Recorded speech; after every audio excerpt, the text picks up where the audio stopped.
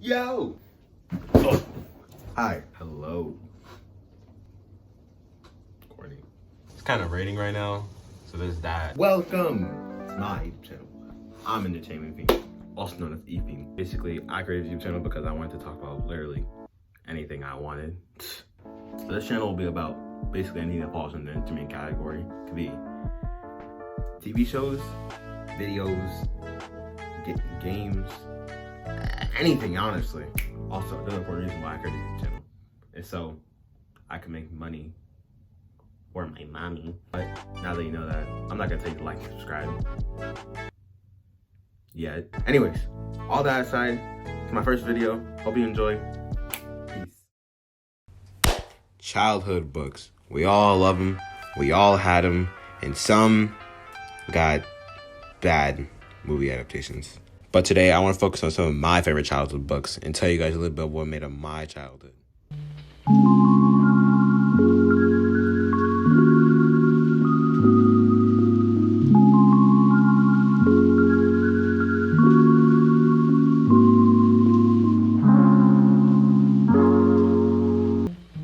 Okay, let's go. The first book I'm going to be covering is Charlotte's Web. For all my viewers who knows basic math, which I'm pretty sure everyone watching does, just like the other 300 million rednecks in this country, my first read of this book was in the 3rd grade. You know, the time when everyone's still worried about cooties, and it's also the time when kids will only take showers once every 7 weeks. Also, can we get back on the cooties topic? Who the hell even came up with that?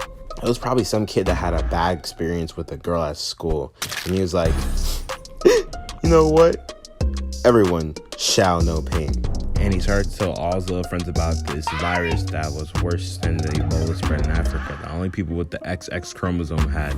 Like, you guys have no idea how much this would annoy me. Some kid would come up to me and say, you have the cooties, you have to get your cootie shot. I would look at them with the Luigi dust stare, fist balled, ready to punch him straight in the throat.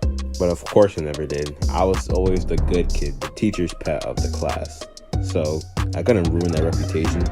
But anyways, and just for my sake, and so this video won't be delayed anymore, I only talk about the major parts, because you guys won't understand how long it took to make this video. School's kind of kicking my behind. Since this dinosaur of a book almost came out 70 years ago, all I'll be doing is reviewing the book. We open up with a protagonist, which his name is Ruben, trying to get milk from his mommy's boobie. But his fat brother and sisters are blocking his way. Yeah, that brother's starving. Then we see this little girl named Fern, who is basically Naruto, because she uses talk no jutsu to convince her dad not to kill Wilbur. Time passes and the real plot begins, and we figure out Wilbur can talk now. Whoa, so special. This is totally the first ever fictional series with talking animals in it. Also, can we just talk about this part? Hey? May I, Papa? Certainly not. In the first place, you can't get out of your pen. In the second place, sheep do not play with pigs. Why not? Oh, it's a matter of status. Also, this part made me feel some type of way. Like, imagine if animals had the ability to talk and this is all you hear. I don't want to die. I don't want to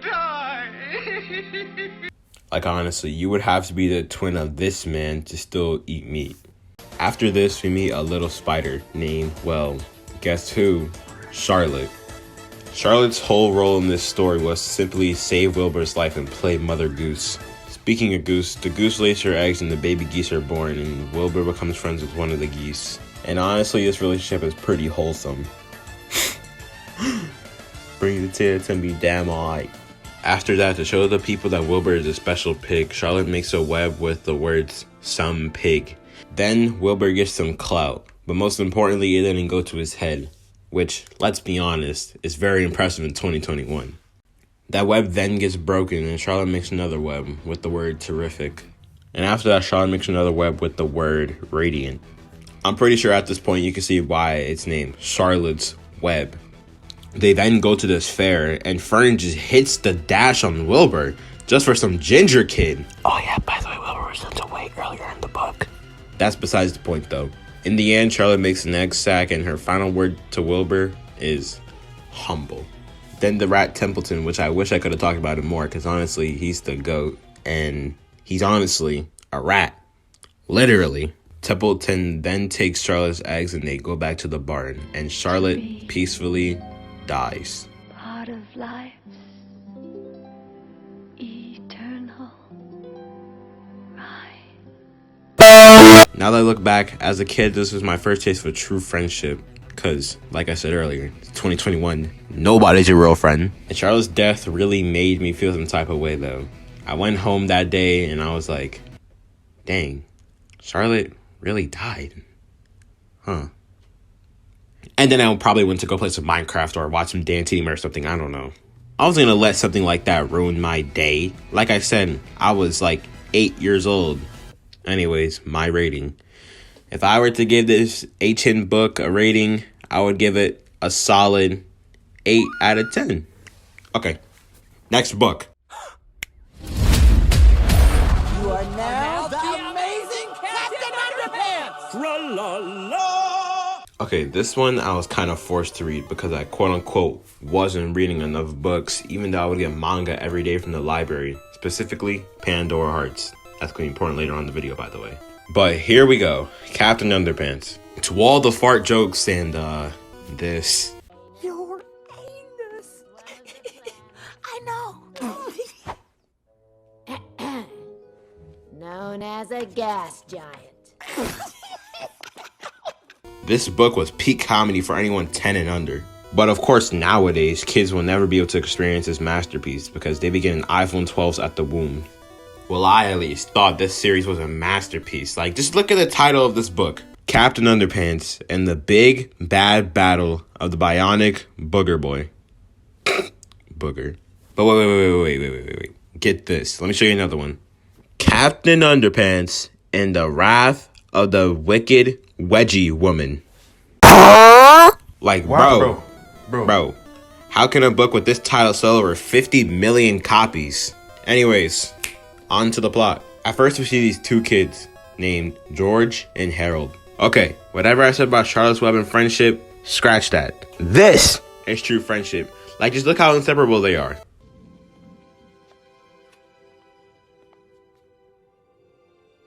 Don't leave me! I won't, George! No, wait, stop! George! Sad enough to make a grown man cry. Then after that we see the principal, which is basically the main character of this entire series.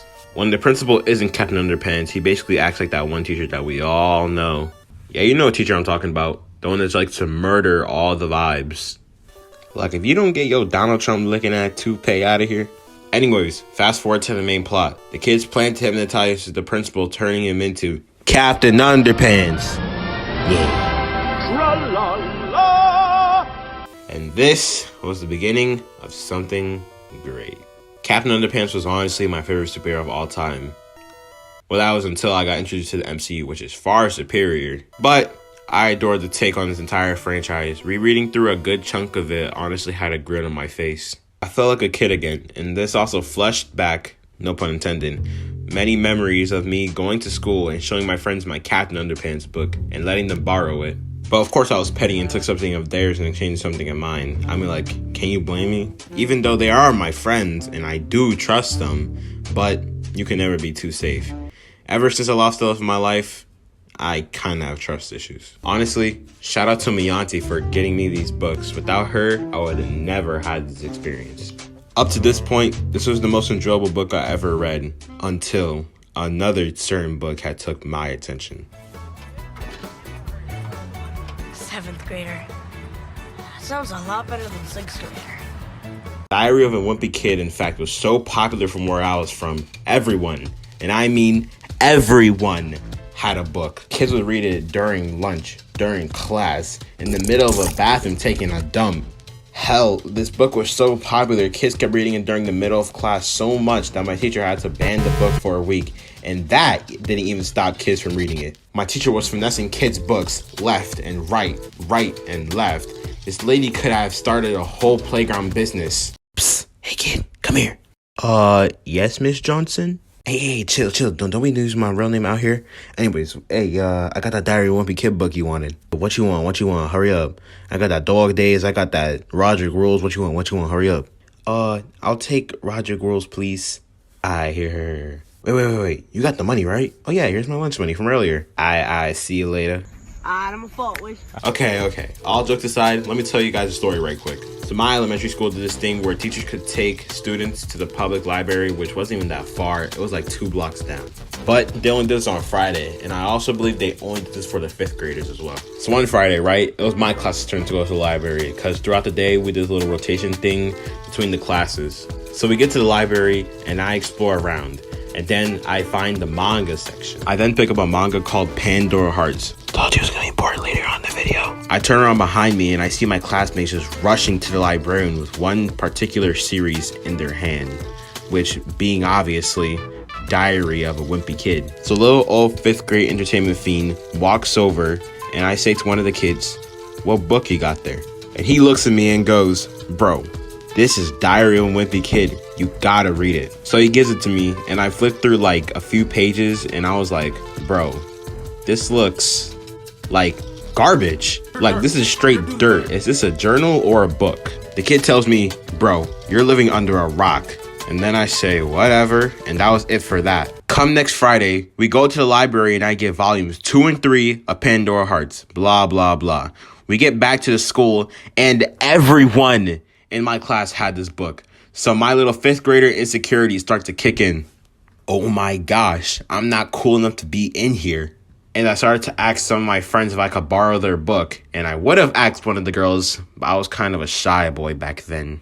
So my friend said, "Oh, I'll give it to you when I'm done reading it," which never happened.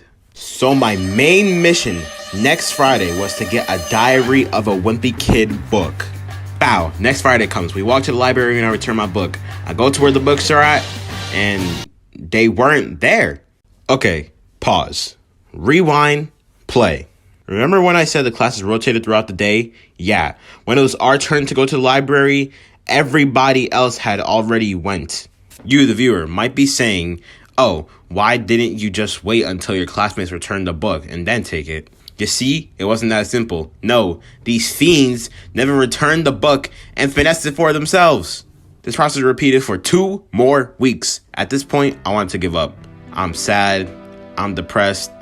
I'm at an all-time low right now. Arguably the worst weekend ever. Monday comes and still no Diary of a Wimpy Kid book. So reading time comes around and we all get in our spots to read. And so I sit on the rug near the coat room where we put all our bags and stuff. So I'm chilling, reading, looking around occasionally, seeing some of the kids reading their Diary of a Wimpy Kid book. Sad and everything. Until my friend gets up and walks into the coat room and I peek into the coat room to see what he's getting out of his bag.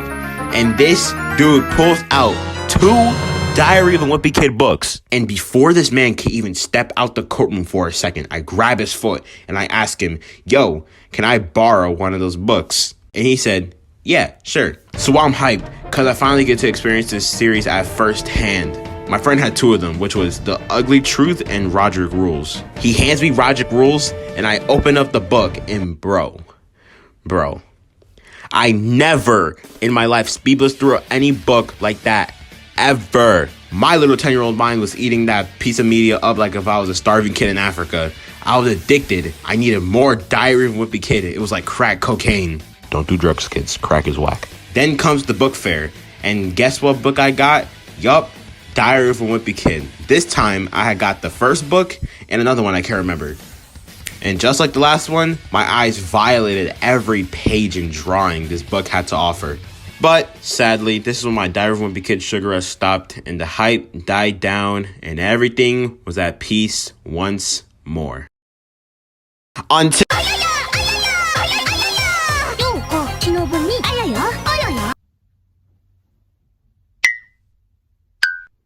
Did you like the video? No. I mean, did you literally like the video? Remember when I said earlier to like and subscribe? Yeah, now's your time to do so. Today.